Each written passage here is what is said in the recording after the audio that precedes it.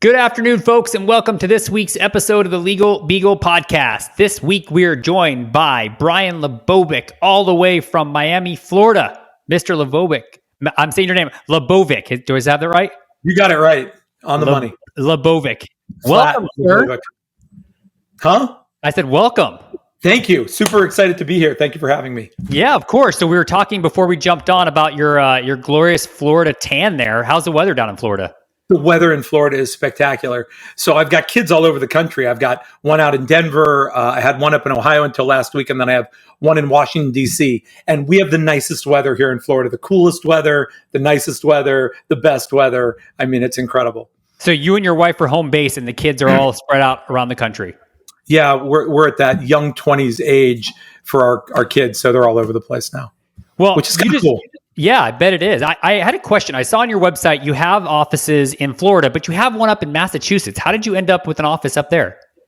So I also own a medical billing company, and that medical billing company does medical claims all over the country. We have claims in California and Michigan and Texas and in Massachusetts. And in Massachusetts, similar to Florida, there's a collection action that we can bring for the medical providers, and it's a legal action. So not all states have that ability to bring that little legal action. And so I set up an office there just to direct the litigation for those medical providers. So for doctors and hospitals in Massachusetts, we set that up. Gotcha. That's the only thing we do there.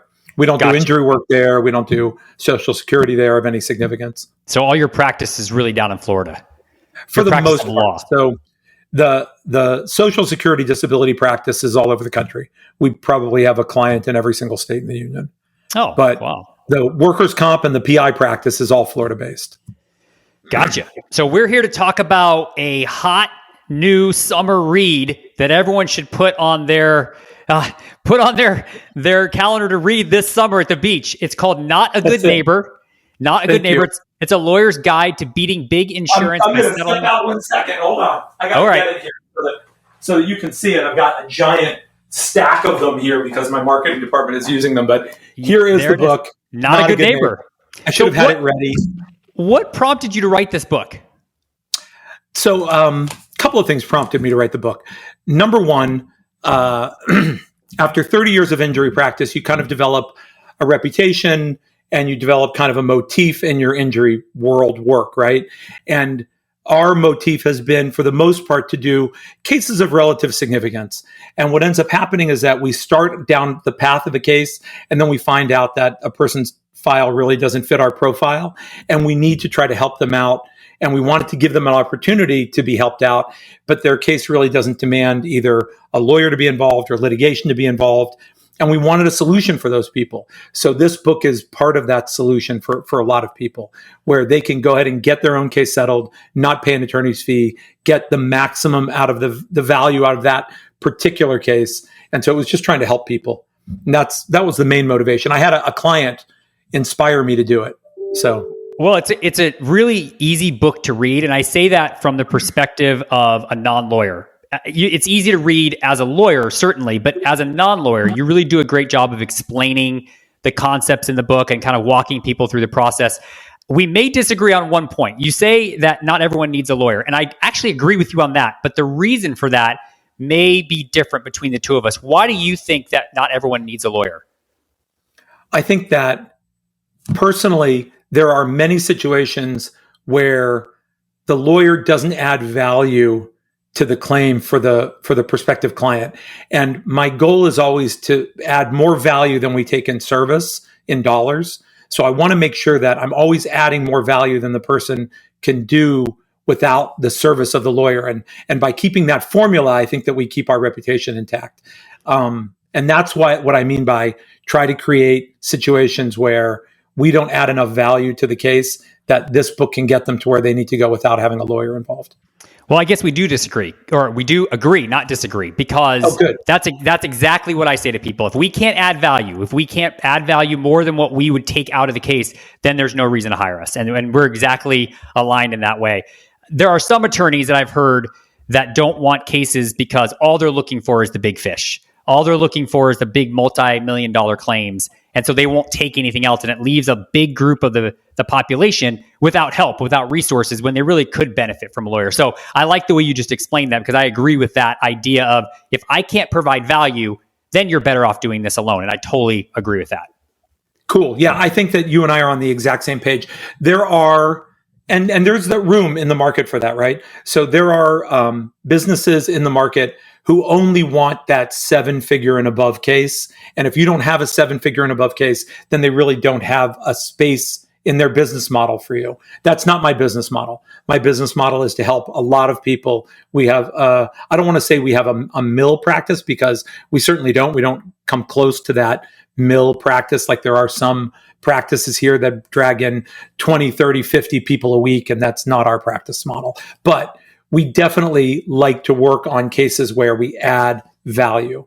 And there are just some cases out there, unfortunately, at least in Florida, where the insurance profile of all the parties involved don't give an opportunity to the plaintiff to really get value out of having an attorney involved.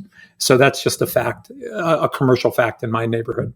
So in a day and age where most attorneys, including myself, I'm not certainly the exception, we tout these big outcomes and these big awards or verdicts, and we talk about how great we are, and we celebrate all the victories. You take an interesting turn or twist in this book. You talk about a lot of losses. Why did you do that? You're very humbling in the way you describe. You didn't just go through and say, let me tell you about all the 7-figure victories. You went through and said, let me tell you when I got my butt handed to me. Why did you do that?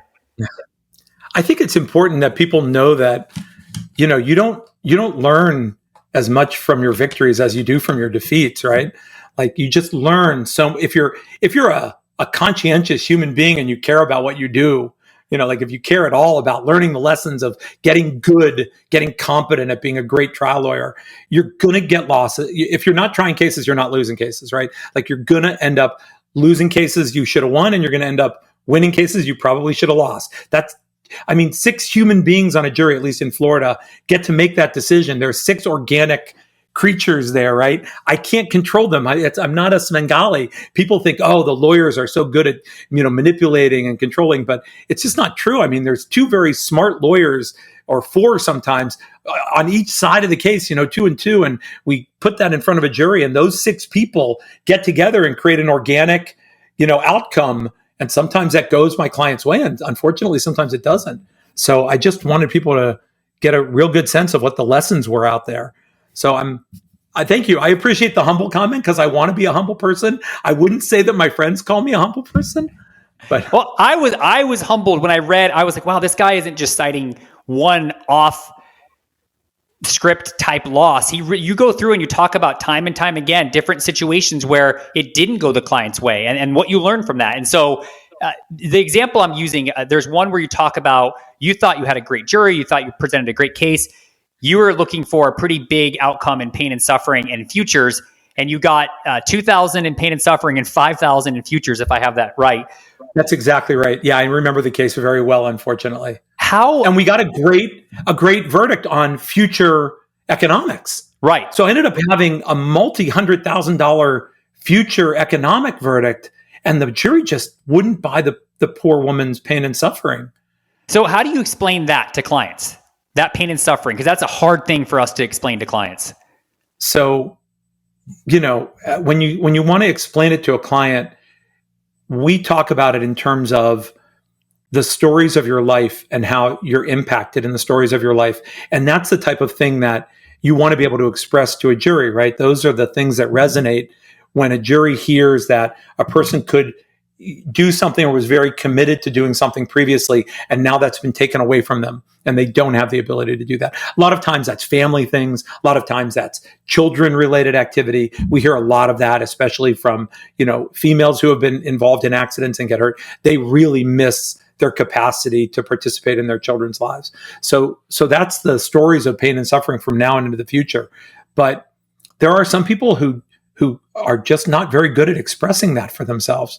And this particular young lady, although she was definitely hurt and she definitely had a real case and she was going to suffer into the future, she had a really hard time. As much as we worked with her on it, when she got on the stand, she froze, and we just didn't get a very good feel to the jury of how she was going to suffer into the future.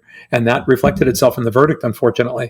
And I remember when it occurred, I mean, I took a break from the trial, and we ended up luckily being able to take an early lunch break. And at the lunch break, I tried to coach her, and I was like, you have got to open up to this jury. They've got to see who you are. And she got a little better and warmer on the stand, but it definitely came back and hurt us on the verdict, unfortunately. We try to coach our clients. In my firm, I don't know about you guys, but we built a courtroom. Like, we have a literal courtroom. If I could walk the camera into my courtroom, you'd be like, holy cow, that's a Palm Beach County courtroom. It looks identical. The jury box, the witness stand, the judge's stand, the counsel tables, the flag, the seal of Florida. It's a literal courtroom. So we train our people, and we go and work with our people there. And we want our witnesses as well as our clients to feel comfortable when they walk into court, and still people freeze. It's hard.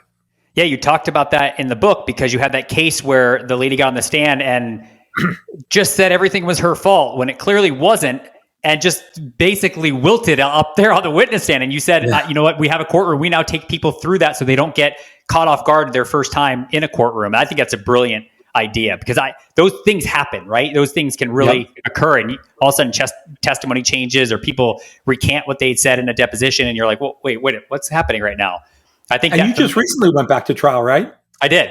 Yeah, I had two. We had one through the American Arbitration Association that was a 4-day bench trial, and then we had an actual jury trial just last week. And did you come out okay? We won the bench trial. We lost the jury trial, and that goes back to what you just said, which is juries are unpredictable, and you just don't know. You try to pick the best jury.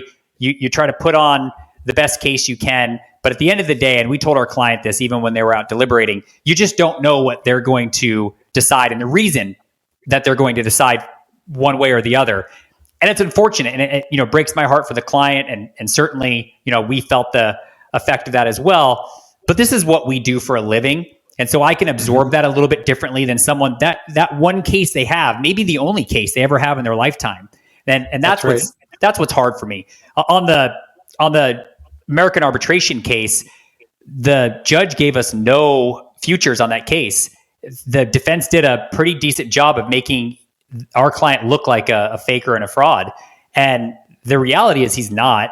And funny enough, the case is over, and he just sent, he can't travel. He's really disabled now, and he can't travel. And they made it seem like all of this is one big show. He just sent me a text message saying his family went out to LA for their son's graduation from USC. He couldn't go. He's back home in Brooklyn by himself. And that's the reality, right? That's the reality of what we do. It's like, I know. And I'm like, man, if the judge could have just heard that and understood this guy wasn't faking. He's not like on a plane out to the West Coast. He's really suffering from his injuries. And, it's unfortunate that you don't get to have the trier of fact see everything that you really get to see in the working up of the case. And that's disappointing sometimes. So, I appreciate that. So, you have some funny stories in your book. I got to ask about Ed the elephant. I read that and I highlighted it about the client who ran away to the circus. Is this a real story, Brian? That's a real story. I mean, yeah, that was one of the heartbreak stories. There are these moments that you go through as a young trial lawyer, right? You take on these people's lives, right? And I would take on these people's lives, and I would take them on in a way that I truly lived them, and I it became my problem, my life, and when that person came to me days before trial and said, you got to settle the case. I'm running away. I'm going to join the circus.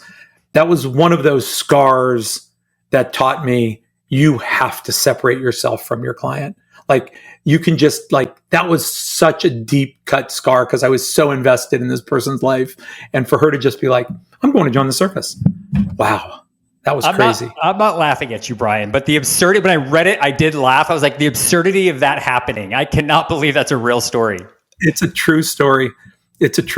I've got so many, I'm sure you do too, but after 30 years of practicing law, I've got so many client stories, and then so many employee stories. I've got employee stories that would, if you had more hair than me, you'd pull it out. Because I mean, I've got crazy employee stories, like, just these. I feel like writing for LA Law or something, because these stories are so absurd. So tell me, why is it that you think insurance companies make it so difficult for people and really are reluctant to pay what we call fair value on claims? I think for insurance companies, it's a matter of data and money.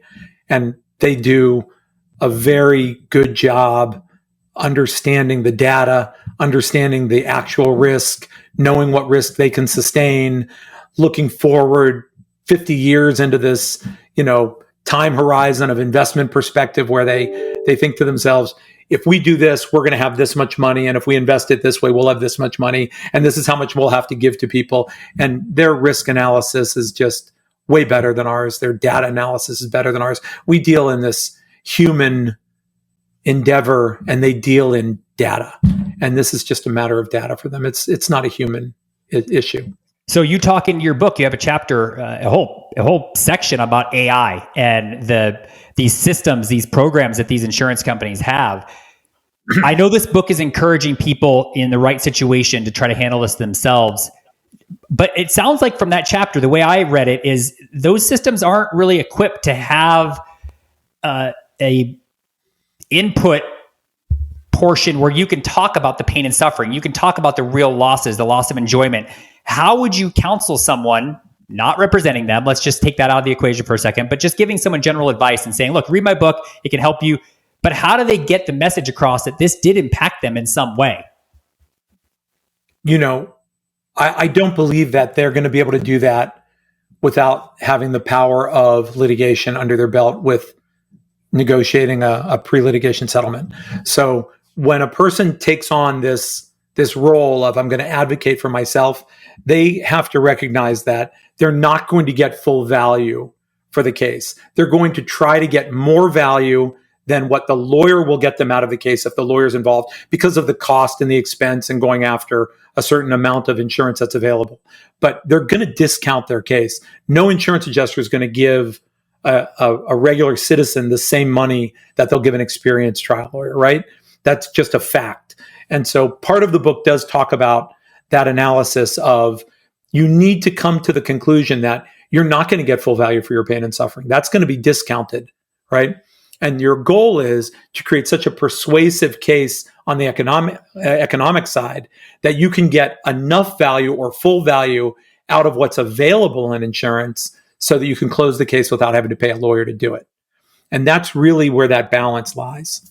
I love that. I love to hear you say that, because I think you're right in the sense that you won't get full value without an attorney helping you, really an experienced trial attorney helping you. I won't just say any attorney. And I'm glad to hear you say that, because I think there are people who might read this book and believe, oh, I don't need a lawyer at all. I can just do it myself. Yeah, they can. And I think you equip them quite well, but they have to understand the discount that they're going to take in order to do that themselves.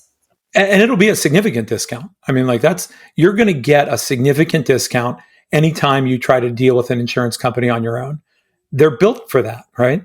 Yeah. They're built to make it hard for us. And we do this professionally. So you think that we know the systems and we provide them the information they need, and that we give them the data the way they need the data so that they can maximize that value. So the adjuster, my perspective is that most adjusters would love to get the claim off their desk, right? They're bound to some AI formula that says, here's your range, here's your bonus money, get it settled in this amount, right? And my goal is to try to give them enough data that they go back and say, okay, I need a range here and I need to get there, right? That's kind of the pre-litigation goal of the PI trial lawyer, is to get them out of the range and into a better range.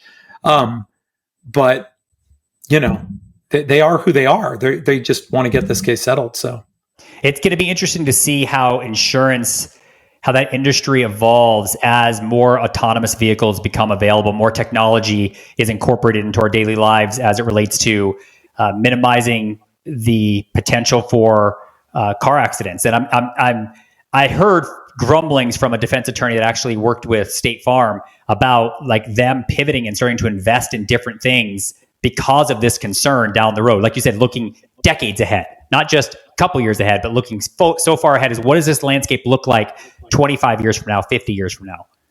Yeah, no doubt. No doubt. Well, as a guy who drives a Tesla, I can tell you that the technology is getting better and better. It's a pretty cool technology that's out there now. Do you do the self-driving mode when you're out and about? I did. And I use it all the time. Now, I don't have a Tesla. I've had other vehicles that have autonomous technology on it. Can you take your hands off the wheel completely, or do you have to still kind of touch it every few seconds? You have to touch it about every 15 seconds to let it know that you're still awake and alive and watching it. Cadillac is the only technology that watches you. In other words, they have a camera on the driver, and when the driver looks away, it starts to beep and say, pay attention to the wheel. Tesla doesn't do that. But Tesla, about every 15 seconds, depending on how fast you're going, will start to beep at you and say, pay attention to the wheel. And if you get caught 3 times not paying attention to the wheel, then it'll turn off. Gotcha. So you can't just take a nap. You can't just fall asleep. You can't crawl in the back seat. You can't undo your seatbelt. There's a lot of things you can't do. But what you can do is you can set it on cruise control. You can set it on autonomous mode. It'll follow 70 miles an hour down the highway. And you can just leave your hand at the bottom of the wheel and just let it kind of drag there and keep your eye kind of generally on the road and not worry about it at all. And it does an amazingly good job. It's fascinating. It's really, I just wrote an article about the evolution of self-driving vehicles and just looking at the different iterations, where we've come and where we're going. And it's really an interesting concept overall, and it'll be even more interesting as we start to see these vehicles on the roadways. Are they testing them in Florida? They're testing them all over Arizona. We see them out. I haven't seen any autonomous test vehicles in Florida yet. Okay, we have a bunch. Yeah, we have a bunch here. I think I'm trying to think of what companies have them out here. There's a few, and they're all over. And there's constantly mapping and driving, and there's always a driver behind the wheel. But they're supposed to be fully functional. They can change lanes, stop, brake, turn into shopping plazas, everything. It's pretty. They're pretty very wild. slow though. Yeah. I've noticed they're like incredibly defaulted to safety, right? Correct. So it's always like, you have to have tremendous lead time to make a right turn or a left turn. I mean, they're really focused on the safety of it to the point that you wonder if they're creating a traffic hazard because people anticipate cars to move in a certain reasonable function, and these cars are unreasonably safe. Yeah, that's a good point. I didn't think about it that way, kind of the inverse effect of their safety almost causing more harm than good. So you talk about Chris Voss. Chris Voss never split the difference in your book. I love Chris Voss. I read his book. I want to know. I'm sitting here looking at my. There it is. So I'm a total book freak. Let me tell you, dude. If you could see it, I've got a whole list of my books here of like all the people that I love in my library of good advisors. And so Chris tell me who they are. That was gonna be my question. Who are your other ones? What are your must reads? Okay, so the book that this camera is on right now for anybody who owns a business, Patrick Lencioni, The Advantage.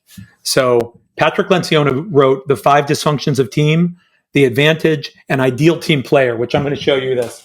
This is a mandatory book for you and your staff to read. It is the best team building book for businesses that I've ever read in my life. It's just, the concept is simple, it's brilliant, and it works well, and it allows you to articulate when people are behaving outside the team norm.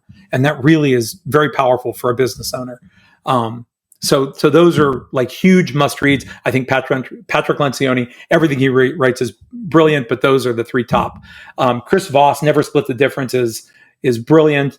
Anything Cameron Herold writes, he's a management guy. He wrote Vivid Vision, Double Double, some other really great books on business. Brilliant COO type. He's the one who turned 1-800-GOT-JUNK into something huge. So he's another brilliant person. Anything from Verne Harnish. I don't know if you've heard of Scaling Up, but Scaling Up, Verne Harnish is ridiculously bright and amazing. Robert Cialdini, who's an advertising executive, and his book is there's a new book that I read called Different by Young Moon Me, I think, a professor at Harvard. Brilliant book on how to advertise your firm so that you can give a difference between yourself and every other product on the shelf. Like at this point, being a PI lawyer is like being a box of cereal. You can be like Kellogg, you can be Post, you can be Raisin Bran, you can be like, there's a gazillion flavors and we all taste the same, right? So she talks about how important it is to separate yourself and be different and have a voice. So you give that segues nicely into my next question. You give an interesting, I've never considered this before. I actually think it's actually a fantastic suggestion. You talk about how people should find a lawyer. And can you walk me through, I know what, I can explain it through the book. I read the book, but I want you to explain it, like why you think people should go out of state to find a lawyer. So, if not out of state, at least out of county. I think that going out of state is probably a lot to ask a lot of people.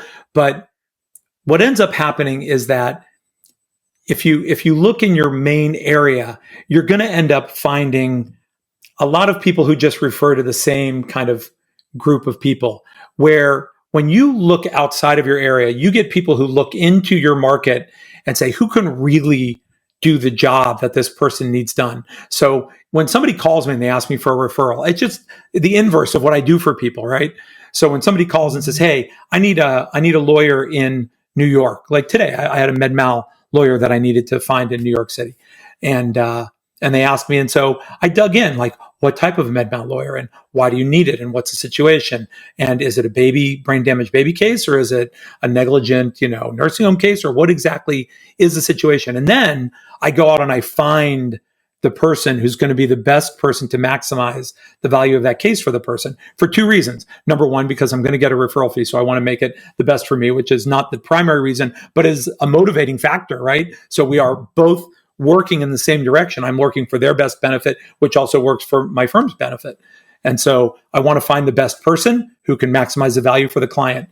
And I think that's why you look outside of your area, because when you look inside your area and you just look at TV or you look at the people who kind of refer to each other, you don't really get a fair evaluation of your market.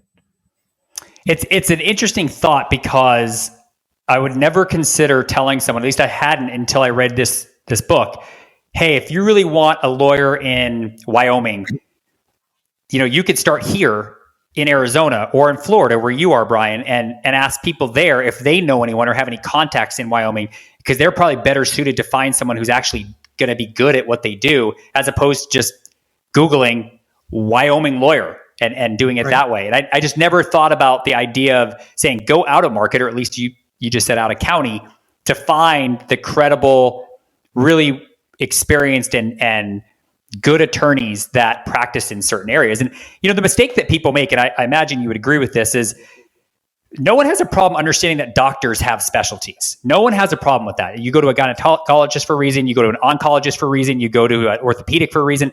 No one has a problem with that. With attorneys, apparently, according to my friends and family, I do everything, even though I only do personal injury. I do everything. If they need a will, if they need a contract matter, handled, if they need, and I'm like that. There are attorneys that do very specific things, and for a reason, because as you can appreciate in personal injury, it is a big area of practice. I mean, there are people in personal injury who just practice in medical malpractice, as you just said. That's all they do. And so that's all they should do. That's all they should do. Exactly. And so I think that the mistake people make is, I just need a lawyer, and that could be devastating to their case. They really need someone who understands the complex problem that they're in, and it can help them navigate the murky waters that lie ahead. So you probably get this too, but once I have attached to a client, and especially if I've tried a case for a client, they know my cell number, they know my personal life, they know what I'm doing. Like, you end up having this friendship with the people, right? And so you end up getting these phone calls afterwards. Like yesterday, I got a call from a woman who I represented her twice. I represented her, and then I represented her daughter in two different cases. But she knows me now, and it's been 10 years, right? So I haven't heard from her in probably 5. And she called me yesterday, tearfully begging me to take her immigration case, because her niece needs to come from Haiti, because she's got a problem with a niece in Haiti who's in a terrible situation. She sounds like she's in a terrible, awful situation, but I'm not sure how she expects me to help her with her immigration case. She called me I felt so bad, and I tried to find her somebody. So I gave her a couple of names, but she really had a hard time believing like I couldn't help her. I had to like talk her off the wall of, you need to help me, Mr. Lebovic. Only you can help me, Mr. Lebovic. And I'm like, I can't. I don't know. I know that I knew the other stuff, but I don't know this. Right. Tell me about Brian outside of the practice of law. Tell me about things that you like to do, what you're about. Just give me a I'm kind so of a boring outside the practice of law. That's not true. You seem dynamic. Tell me about all right. So it's an interesting transition. My whole life I've been like a total family guy. I really am. I'm like super family oriented. My wife is my partner in the firm, and so we've been together basically since, like we graduated law school together. She became a state attorney for Janet Reno. I became a U.S. attorney down in Miami at the Justice Department. And then once we both went into private practice, she worked for NCCI for a couple of years doing national compensation fraud, and then joined me. Right. So now for 27 years, we've been practicing together and raising a family together. And now our kids are older, and I'm trying to find out who Brian Lebovic is again. Right. Because all of a sudden I've got like time for Brian Lebovic again. So Brian Lebovic likes to do a lot of boating. I mean, I have a couple of boats, not big boats, but 2 small boats. I love the water. I like spearfishing a lot. So I don't just love fishing as much as I like spearfishing. I like active kind of movement things. I love the water. Is spearfishing where you're on the boat and you literally have a spear and you like chuck it through a fish? Is that what it is? I don't. I'm in Arizona. I don't have spearfishing here. That's so funny. So there's spearfishing with a gun in the water. You basically have a spear gun and you hunt larger fish with a spear gun, or you can hunt smaller reef fish like hogfish and snappers and groupers and things like that off the reefs. And that's with usually a pole spear, which is predominantly what I do. And almost always when we do that, we're free diving. So we're not using tanks when we do that. Now, a lot of my friends do use tanks, and a lot of my friends use guns, and they go out and they go for very large fish. They go for large pelagics. They do a lot of big, scary stuff. I've got a friend of mine who loves picking fish off the back of sharks. So like he's willing to be a little crazy. That's not my MO. My MO is to go out and get dinner and enjoy that and hunt for my dinner. And I get a great sense of satisfaction doing that. So that's kind of like my fun thing. When you spearfish like that and you free dive, when you hit a fish, does the fish sink? Like, do you have to dive down and grab it, or does it? Usually, it tries to swim away. You'd be surprised how strong a small fish is. So you hit a fish, and it doesn't just die; it swims and it takes off, or it dives into a hole, or it tries to escape you. Now, every once in a while, you get lucky and you go right through it, and it'll float to your bag. But a lot of times, you get halfway through that fish, and he's pulling you. Especially a grouper. Like if you get a decent sized grouper on a pole spear, you're going for a ride. And you have a line on your spear, right? Is that how you kind of stay with the fish? Depends on the pole spear. Some do, some don't. Depends on if you're hunting with a Hawaiian sling. There's a lot of different ways that you can do it. So the Hawaiian sling is like it's a wooden handle, and a hole goes through it, and the spear goes through it, and it has a rubber band on the handle, and you pull it back and you shoot it like an arrow, like a bow and arrow in the water. Now, are you shooting it? You're not underwater when you're shooting it, right? You're shooting above the surface, or are you under? No, you're underwater. You're underwater. You're underwater, swimming under the water. Yeah, you're diving with flippers, and then under the water with a weight belt on, trying to get down 20, 30 feet and hold your breath, and it's kind of cool. Wow, that's fascinating. Yeah. And it's fun. Did any of the kids pick up on this? Like, are the kids able to go on? They can all all my do kids it? will do this. Yeah. Any of my kids can do this. Yeah. Wow. They all grew up in the water.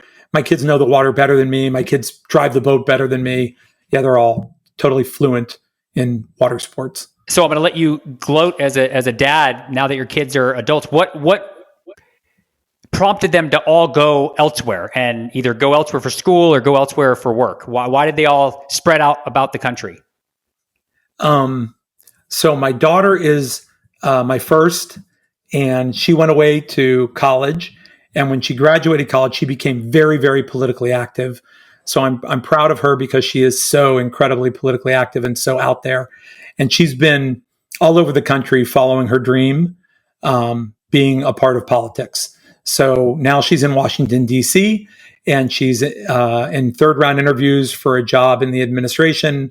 One of the jobs is in the White House. Another job is in Health and Human Services. So that's kind of her gig, and she's in DC. So I'm proud of her for that.